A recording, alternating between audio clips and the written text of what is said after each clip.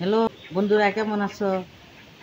আজকে আমি 1 কেজি চালের পোলাও ভাত রান্না করি। চালটি এখন দিই আমি ওখানে চালগুলা দিতেছি।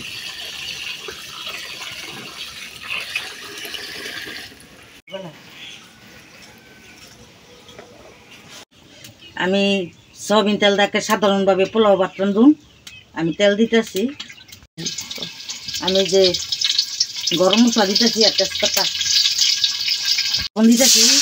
1 কেজি চালে পরিমাণ মতন লবণ আমি দিতেছি। আদা বাটা দিতেছি পরিমাণ মতো। চালে 1.5 কেজি পানি আমি পানি মেটে দিতেছি।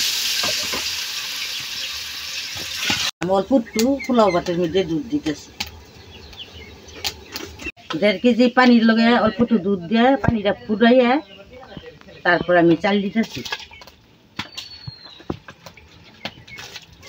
বন্ধুরা, আমি এখন পোলাও ভাতে কাঁচামরিচ দিতেছি আর অল্প কটা কিশমিশ। আমার ভাত প্রায় হয়ে গেছে।